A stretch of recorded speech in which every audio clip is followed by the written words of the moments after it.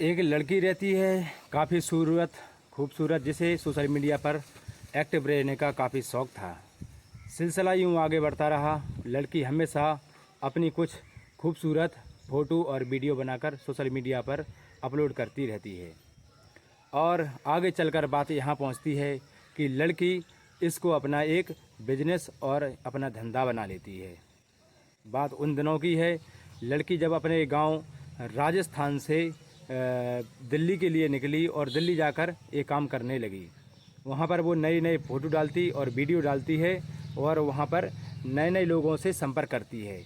जो देखती है कि आदमी पैसे वाला है, उसकी आईडी पर जाकर देखती कि आदमी पैसे वाला है, तो उसको एसएमएस द्वारा अपनी तरफ आकर्षित करती थी। दोस्तों, आकर्षित होने के बाद इंसान को वो अपने पास बुलाती है और उसके साथ शारीरिक संबंध बनाती है और उस पर पैसा वसूल करती है। लड़की जवान रहती है, उम्र होती है तकरीबन उसकी 24 साल।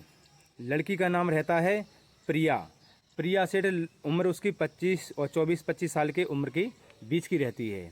कुछ समय सिलसिला यूं ही चलता रहा दोस्तों उसके साथ में, और लड़की आगे चलकर ये काम बखूबी तरीके से करती जा रही थी और अच्छा खासा मुनाफा पैसा ऐंठते जा रही थी। इस बात को लेकर उसके घर वाले बिल्कुल अनजान थे। हालांकि जो लड़की थी प्रिया सेठ, वो एक अच्छे खासे और पढ़े लिखे परिवार से बिलोंग करती थी, पर लड़की के दिमाग में कुछ ऐसा चल रहा था कि इतना पैसा कमाना है कि दुनिया की हर महंगी से महंगी चीज़ सस्ती लगने लगे। तो कहते हैं जब इंसान के सर पर भूत सवार होता है तो उसे कुछ भी दिखाई नहीं देता है। तो ऐसा ही कुछ इस लड़की ने किया, जो आप सभी लोगों को जानना बहुत ज़रूरी है। बड़ी दिलचस्प कहानी है, आइए तो आगे बढ़ते हैं। इसी साथ में एक लड़का रहता है जिसका नाम रहता है दुष्यंत शर्मा रहता है इसका नाम। उसके पिता का नाम रहता है रामेश्वर शर्मा, जो कि राजस्थान का ही रहने वाला है। किसी तरीके से सोशल मीडिया पर वो इस प्रिया सेठ नाम की लड़की से जुड़ जाता है। लड़की की एक गलती रह जाती है कि लड़का एक गरीब परिवार से बिलोंग करता है, पर वो सोशल मीडिया पर झूठ बोलकर और दिखावा कर कर पैसे वाला बनकर रहता था सोशल मीडिया पर। वो लड़की थी, उसका काम था, क्या काम था उसका, कि नए नए पैसे वाले शिकार बनाना और उनसे अच्छा खासा मोटा पैसा वसूल करना। ठीक इसी प्रकार लड़का उस लड़की को फंसा लिया और लड़की ने पैसे वाला समझकर उस लड़के को फंसा लिया। 1 महीने 2 महीने चैटिंग करने के बाद लड़की एक दिन उसको कॉल करती है कि क्यों ना तुम मुझसे काफ़ी समय से बात कर रहे हो, क्या मेरे साथ मिलना चाहते हो, शारीरिक संबंध बनाना चाहते हो। तो लड़का भी तैयार हो जाता है और एक दिन आता है शाम को एक समय आता है, तो लड़का अपना सब काम धाम छोड़कर उस लड़की के पास जाता है और उसके रूम के पास चला जाता है और रूम में जाकर उस लड़की के साथ रहकर शारीरिक संबंध बनाने लगता है। 1 बार 2 बार शारीरिक संबंध बनाए और बनाने के बाद लड़की उससे बोलती है कि मेरे को तुमसे कुछ पैसा चाहिए और मैंने तुम्हारे साथ में एक वीडियो शूट की है। तो लड़का बोला कि नहीं, मैंने तुमसे कुछ बातें झूठ बोली हैं जो मैं आज तुम्हें बताना चाहता हूँ। मैं कोई पैसे वाला नहीं हूँ और मैं गरीब परिवार से बिलोंग करता हूँ, पर तुम्हें पाने के लिए मैंने कुछ बातें झूठ बोली हैं।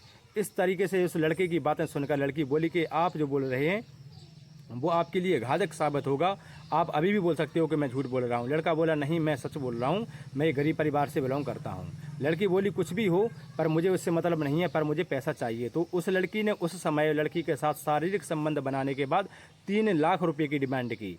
जैसे तैसे लड़के को वहाँ पर बंदी बना लिया गया। इसी के साथ में वहाँ पर 2 लड़के आते हैं जिनका नाम रहता है लक्ष्य और दीक्षांत, जो कि उस लड़की के पार्टनर होते हैं। इस फ्रॉड में उस लड़की का साथ देते हैं। 2 लड़के रहते हैं, लक्ष्य वालिया और दीक्षांत, दोनों उस लड़की का साथ देते हैं।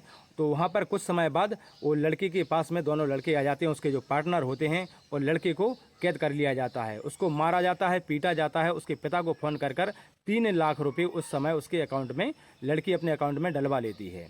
फिर कुछ समय चलते चलते ये बात आगे बढ़ी और उन्होंने डिसाइड होने लगा कि पैसे तो आ गए हैं, पर लड़की ने कहा कि मेरा कुछ काम ऐसा है कि आप लोग जानते हैं कि अगर इस काम लड़के ने हमारे बारे में सब कुछ जानकारी प्राप्त कर ली है और अगर हमने ऐसे ही छोड़ दिया तो ये हमारे राजों को जग जाहिर कर देगा। लड़की ने ये बात कही तो उसके साथ ही थे जो दीक्षांत बालिया, है ना। तो वो कहने लगे कि तो क्यों ना हम इस लड़के को ख़त्म कर दें।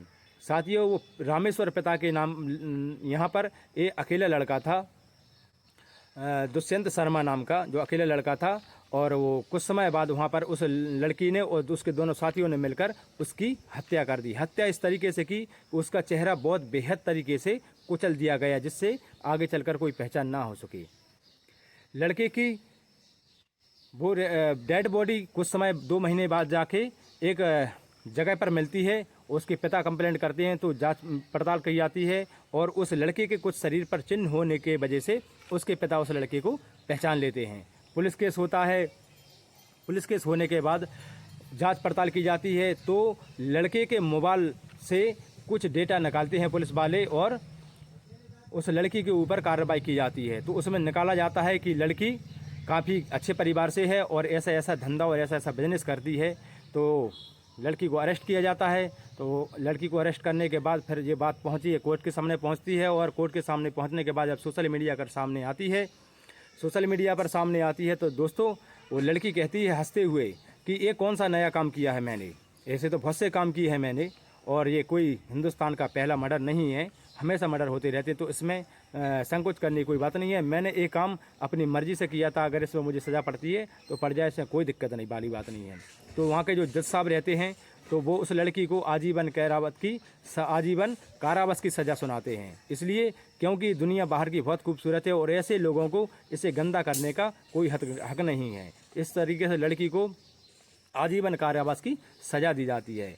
उस समय देखा गया दोस्तों कि लड़की के अकाउंट में 1,75,00,000 रुपए की राशि जमा हो जाती है, जो कि अच्छे उसके घर में जब जाया जाता है और जांच पड़ताल की जाती है, तो काफ़ी उसके घर में स्टैंडर्ड चीज़ें पाई जाती हैं। लोग बाग देखकर उसके घर को चौंक जाते हैं।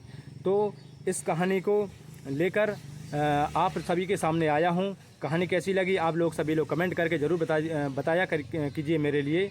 और कहानी अच्छी लगी है तो कमेंट करके ज़रूर बताना। और कहानी को बताने का एक ही उद्देश्य है मेरा साथियों, कि आप सचेत रहें, सावधान रहें, सतर्क रहें और अपना ख्याल रहें। और अगर फेसबुक पर ये वीडियो देख रहे हैं तो पेज को मेरे को फॉलो कर लीजिए। ऐसी में नई कहानी और नई दुर्घटना और जानकारी के बारे में आप सभी लोगों के सामने प्रस्तुत करता रहता हूं और करता रहूँगा। तो फेसबुक पर हैं तो फॉलो कर लीजिए, और यूट्यूब चैनल पर हैं तो इसको सब्सक्राइब कर लीजिए। जब तक के लिए अपना ध्यान रखिए। जय हिंद, वंदे मातरम, भारत माता की जय।